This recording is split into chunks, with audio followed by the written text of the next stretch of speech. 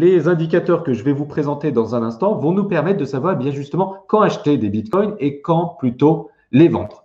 Donc, je vais commencer par vous présenter le premier indicateur. Il s'appelle Bitcoin 350 DMA. Et on l'utilise non pas en weekly comme je suis ici, mais en daily.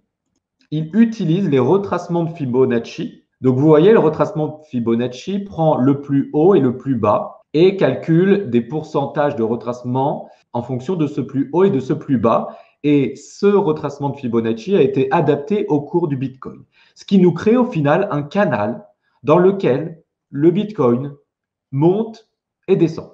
Eh bien, si on regarde ici, eh bien, nous sommes quand même en dessous de la moitié. La moitié, c'est à peu près cette ligne bleue, verte ici.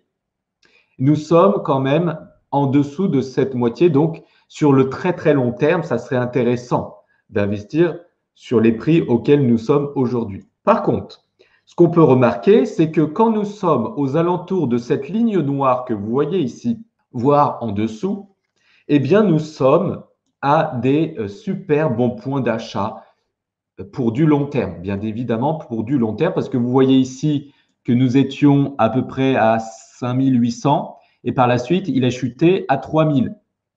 5800 sur du long terme, c'est un bon prix. 3000 encore mieux, mais vous voyez qu'il a chuté énormément par la suite. Donc, c'est pour ça que les indicateurs que je vais vous présenter ici, c'est vraiment des indicateurs pour acheter des bitcoins ou les vendre, mais sur du long terme, du très très long terme, c'est-à-dire un an ou plus, ou des années. Vous voyez ici, quand nous étions sous la ligne noire, même plus on est loin en dessous de la ligne noire, plus c'est positif et plus, et bien sûr, le long terme, c'est un bon prix. Donc, par la suite, le but avec cet indicateur, c'est d'acheter quand eh bien, le Bitcoin est en dessous de la ligne noire et plus il s'en éloigne, plus on achète. Donc, par palier en dessous de la ligne noire. Voilà, c'était intéressant ici. C'était intéressant encore ici. Et c'était intéressant là quand le Bitcoin était à 6000 $. Et cet indicateur nous dit que quand on arrive vers la ligne rose, bleue ou grise, eh bien là, va falloir commencer à vendre. Vous voyez? Ici, c'est pareil. Rose, bleu ou gris. Là, ça commence à être critique. Rose, bleu ou gris. Donc, il nous indique vraiment super bien sur le long terme quand acheter et quand vendre. Donc là, en ce moment, si on regarde à court terme, eh bien, un prix qui serait intéressant, ça serait aux alentours des, en sachant que cet indicateur s'adapte au fil du temps et va monter ou descendre au fil du temps. Donc, on va prendre un petit peu plus, mais aux alentours des 6500 ou moins, c'est un prix intéressant. En sachant que si vous achetez à 6500 dans quelques semaines ou je ne sais quand, eh bien, ça n'empêche qu'il peut chuter à 3000. D'accord? Mais ça veut dire que sur le long terme, en dessous des 6500, ça serait intéressant. En sachant un truc important, c'est que cet indicateur bouge avec le temps. Quand, je ne sais pas, on va dire dans 5 ans, quand le Bitcoin sera à 100 000 $ l'unité, eh bien, un bon prix, par exemple, serait à, je ne sais pas moi, serait à 70 000. Vous voyez ce que je veux dire? C'est qu'en fonction du prix, cet indicateur évolue. Donc aujourd'hui, le Bitcoin est à 9100. Donc un bon prix, c'est 6005 d'après cet indicateur. Il ne faut pas utiliser que cet indicateur pour investir. Mais dans 10 ans, ça ne sera plus du tout les mêmes choses. Ça va varier avec le prix. Si le Bitcoin est à 100 000, peut-être qu'un bon prix serait 70 000. D'accord? Puisque ça varie vraiment avec son temps. Donc ça, c'est le premier indicateur, c'est Bitcoin 350 DMA que vous pouvez ajouter sur TradingView ici directement. Et là, vous rajoutez l'indicateur et ça vous donne quelque chose comme ça. Ça, c'était le premier indicateur, mais vous allez voir que vous allez pouvoir cumuler énormément d'indicateurs qui vont vraiment vous aider à savoir quand acheter et quand vendre. Mais il faut cumuler ces indicateurs. Il faut cumuler à l'analyse technique, à l'analyse fondamentale, à l'analyse graphique, c'est ce que j'ai dit, et aussi rajouter des indicateurs. Et plus vous en rajoutez, tant qu'à faire, plus toutes les planètes sont alignées pour acheter. Le deuxième indicateur, c'est le SMMA. En gros, c'est une moyenne mobile lissée. Une moyenne mobile, c'est quoi pour les personnes qui ne connaissent pas? Eh bien, c'est tout simplement la moyenne du cours du Bitcoin, c'est X derniers jours, en l'occurrence. C'est X dernière période. Donc là, comme je suis en daily, ça veut dire que la courbe que vous voyez ici en violet, eh bien, ça calcule la moyenne du prix, c'est en l'occurrence 150 derniers jours. Pourquoi j'ai mis 150? Parce que vous allez voir que quand on se met en weekly, eh bien, ça tombe pile poil sur des supports hyper intéressants.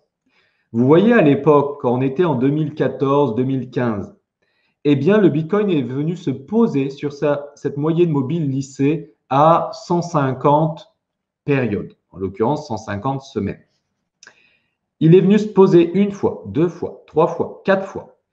Donc ça, c'était le meilleur moment pour investir. On le voit bien concrètement sur le long terme, c'était du super bon moment. Quand on est près de cette moyenne mobile ou en dessous, ça veut dire que sur le long terme, je dis bien sur le long terme, c'est des bons points d'achat. On est revenu là, à ce moment-là, c'est ce que j'ai dit en plus dans mon club privé, à 3100 $ d'acheter. Hop, c'est revenu tomber une fois, deux fois. En tout cas, ces niveaux-là, jusqu'à 3500 $, on était très proche. Et là, on est revenu toucher encore cette ligne aux 4700 $. Et donc, vous voyez que cette ligne, elle est soit plate, soit haussière. Et ça nous fait du coup la moyenne lissée du prix du Bitcoin. Donc, ça veut dire que sur le long terme, le prix du Bitcoin monte. Donc, ça, c'était le deuxième indicateur. Passons au troisième indicateur qui va vous permettre, là aussi, de savoir plus ou moins quand acheter et quand vendre. Le RSI, c'est le Relative Strength Index. Et il nous dit en fait quand le cours du Bitcoin est trop acheté ou quand le cours du Bitcoin est trop vendu. En weekly, par contre, on a très peu de moments d'achat. Vous voyez, on en a eu un en 2014, un autre en 2014 et un autre en 2018 et un autre là récemment en 2020.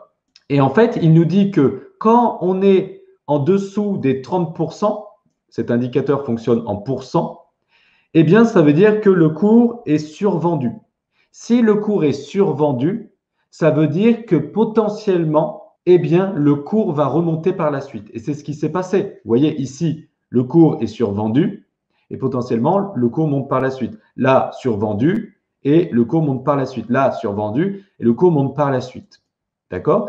Et à l'inverse, quand le cours dépasse les 70% de RSI, eh bien, ça veut dire qu'il est suracheté. C'est-à-dire qu'il y a trop d'acheteurs, donc que son prix monte trop. Donc, vous voyez, ici, sur le court terme, oui, ça a monté trop. Ici aussi, vous voyez, souvent, à court terme, il est monté à 800 $ et il a chuté à 400. Donc, ce n'est pas un indicateur qui va révolutionner votre portefeuille, mais c'est un plus. C'est un plus pour savoir si on est vraiment suracheté ou si on est vraiment survendu. Vous voyez, ici aussi, il nous disait de vendre et il nous disait de vendre. Mais là, c'est pareil. On n'achète jamais en une fois et on ne vend jamais en une fois. Si vous avez vendu en 10 fois, eh bien, c'était intéressant pour vous. D'accord? Et là, si vous avez acheté en 10 fois, là, ça n'aurait pas été intéressant. Voilà pourquoi parfois, vous pouvez regarder en daily. Et en daily, du coup, vous avez beaucoup plus d'opportunités d'achat. Et là, en l'occurrence, si vous achetiez en 10 fois au niveau du 30% des RSI, eh bien, on était, vous voyez, à des niveaux intéressants à chaque fois. Hop, hop, hop, hop. D'accord? Et vendre à contrario, eh bien, quand nous sommes dans les plus de 70% du RSI. D'accord? Donc ça, c'est encore un indicateur à mettre de côté et à cumuler avec d'autres indicateurs. Du coup, maintenant, ce qu'il faut savoir, c'est que je vais lancer prochainement la plateforme Fructify.io qui vous permet justement de mettre tous ces indicateurs en automatique. Donc, il y a la fonction, je ne sais pas si vous connaissez la fonction auto de Fructify.io, vous pouvez aller sur le site et tout ça, c'est appliqué pour que ça soit la plateforme qui achète à votre place en fonction de ces indicateurs que je vous ai partagés ici et d'autres éléments, eh bien, ça achète à votre place des bitcoins ou d'autres crypto-monnaies que moi j'affectionne ou que vous affectionnez ou que en fonction d'autres méthodes. Voilà. Donc, vous pouvez aller sur le site fructify.io ou sur le site fructify.io/cadeau pour avoir plus d'informations sur le sujet. Eh bien, je vous donnerai des cadeaux qui vous permettront d'en savoir plus sur les cryptos, à quoi ça sert, comment ça fonctionne, mes stratégies, les erreurs de débutants, etc. Eh bien, je vais vous laisser. Et si vous avez des questions concernant Fructify.io, envoyez-nous un mail. Et je vous rappelle que c'est un tarif de lancement. Donc, profitez-en avant que, eh bien, on retire ce prix, un prix de lancement que vous ne retrouverez plus par la suite. Voilà. Eh bien, je vous dis à très bientôt. Ciao, ciao.